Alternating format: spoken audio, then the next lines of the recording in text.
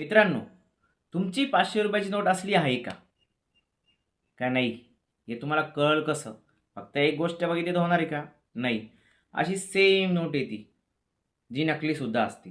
मग तुम्ही कशी ओळखणार तुमच्याकडे असली आहे का नकली?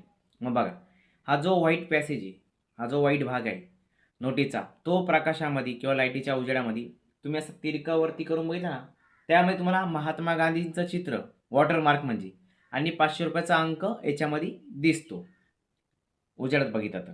त्यानंतर हा सिक्युरिटी थ्रेड आहे, हा जो दिसतोय हा हिरवा असा त्याचा हिरवा रंग आहे.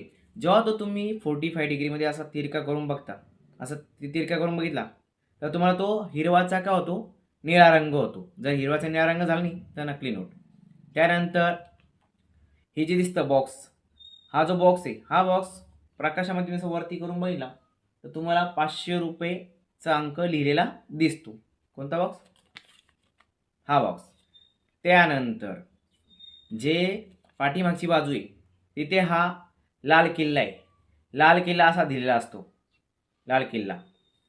त्यानंतर इथे ही नोट ज्या वर्षी छापली, 2018, 2017, 2020, जे पण वर्ष असेल नोट छापल्याचं ते इथे दिलेलं असेल. जसं या नोटीवर काय दिले, 2020 दिलेले इथे इथे.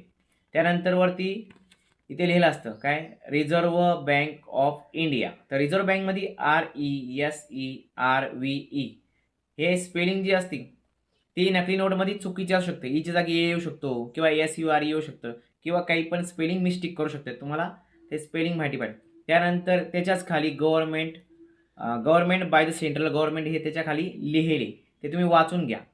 आणि हा जो बॉक्स दिसतोय दोराच्या बाजूला तिथे लिहिले म्हणजे गव्हर्नरची तिथे साईन केली, इथे खाली इथे गव्हर्नरची साईन केलेली.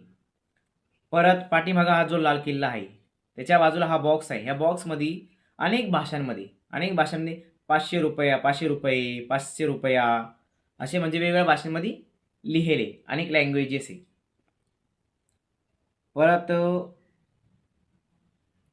आणि जो हा अंक आहे, आता हा जो अंक आहे, हे अंक उजवीकडून डावीकडे, म्हणजे आता ही माझी उजवी बाजू हाताची, तर उजवीकडून डावीकडे जाताना असे छोट्याचे मोठे मोठे अंक होत जातात. ते एकसारखे नसतात, त्यांची साईज छोटीपासून मोठी होत जाते.